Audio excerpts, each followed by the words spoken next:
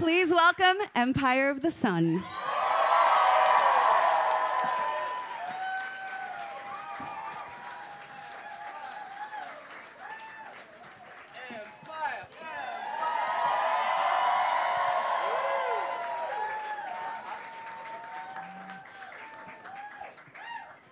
All right.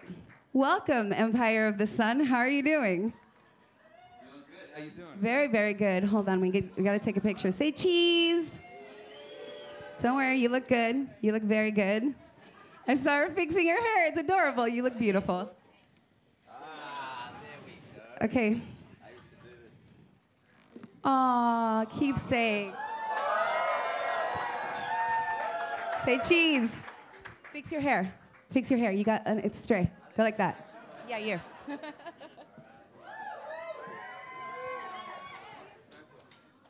I have to say, this is the nicest that this room has ever looked, with the trees and the lights, and it's the most homey. You guys that have been here before, am I wrong? Is this not the loveliest that this place has ever looked?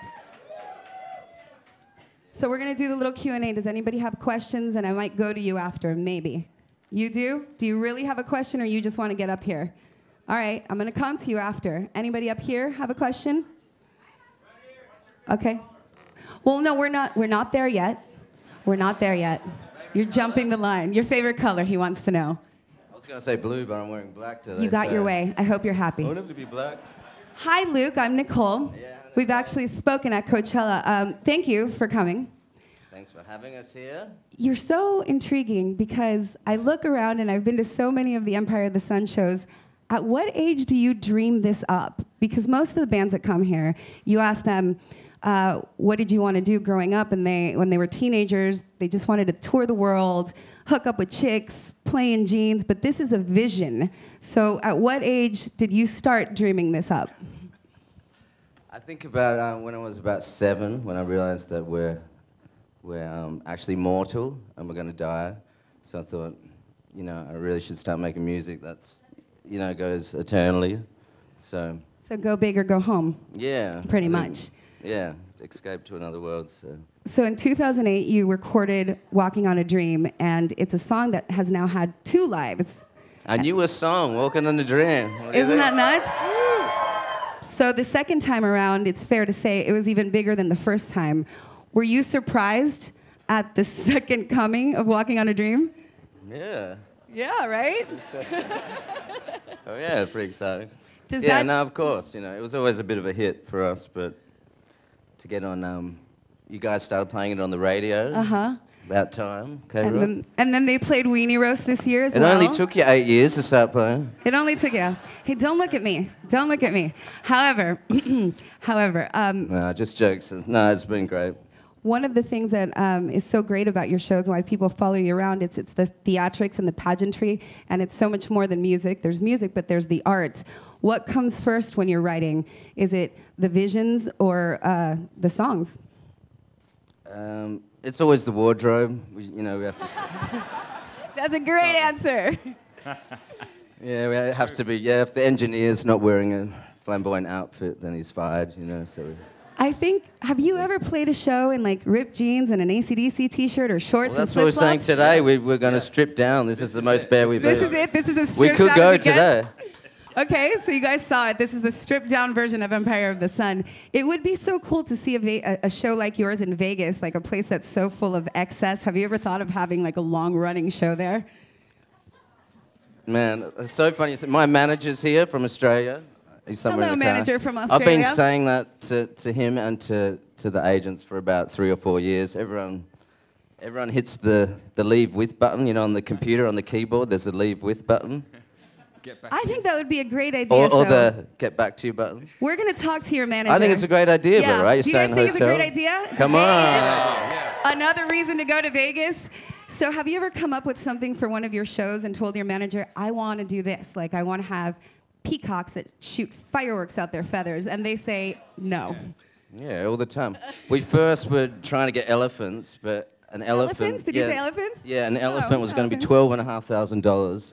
And he literally needed a whole box of peanuts just for a couple of hours on stage.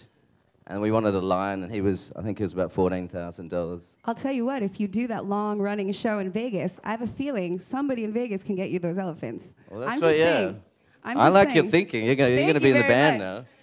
Oh, yeah. So this brings us to Two Vines, which is the new record. It's out October 28th. You've probably heard two songs. You've probably heard Two Vines and High and Low. Tell us about the new record. You have some great collaborations on it. Lindsey Buckingham of Fleetwood Mac. Yep. How? Woo! One of the greatest guitarists of all time. How did that happen? I kind of... Good catch. I always just, I guess, sit on the balcony, listen to music, and then I email my manager after I listen to something, like, if I can work with them, basically. I have no limitations, really. Like, that's a lovely way to live. Like, I want to work with Carole King, you know, email her. One time, I had a few wines, and I was really I'm still into, you know, Rat-a-tat. Yes. And emailed them, and Rat-a-tat got back and said, love to work with Luke. What would you have in mind? And, you know, just stuff. And then another it was crazy... literally the next day, so... And then it works. Another crazy collabo is they scored Dumb and Dumber 2, and I remember reading that the first time and going, what? But there's a kind of a cool story behind that, because you were at a hotel, right, with the writer or director. How did you end up scoring Dumb and Dumber 2? Wait, that's for me. You took a picture of me. What the fuck? Yes, sorry. Here, another one. I was in a hotel, the Gramercy Park Hotel in New York. Yes. Awesome hotel. No pressure at all with that thing pointed at my face. Thank you, love. Pete Farrelly, the director of the Farrelly Brothers, he went to the bar and he's having a drink, and the guy said, you know, what music are you putting in your films, and what are you loving? And he said, Empire of the Sun, best record I heard in 5 years. And he said, the singer's staying here, is upstairs.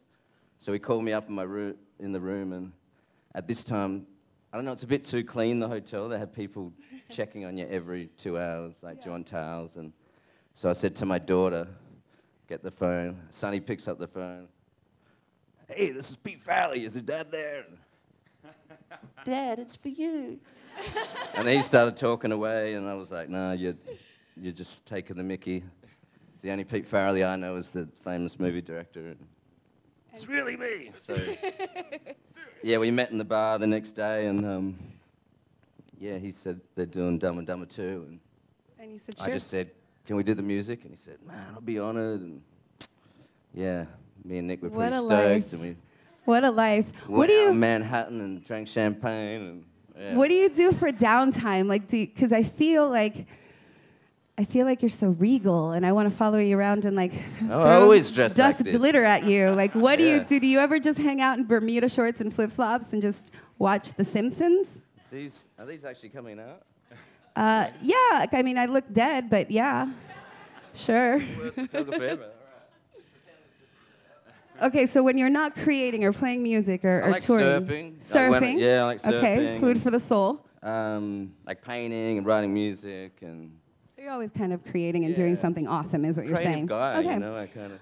All right. Well, Two Vines is coming out October 20th. Is there a highlight on the record for you? I think I really love like a song called Friends and Two Vines and the Two Adores, the last track we did with Lindsay. But yeah, they're all my babies. They're all. But High and Low, I'm going to ask a question that's probably, I mean, I might have overthought it, but High and Low, there's a character for a second in it named Alice D. Is that an actual person? Yeah, well, Nick said it was, but... Oh, okay. No, because I think I Nick overthought says a lot of things.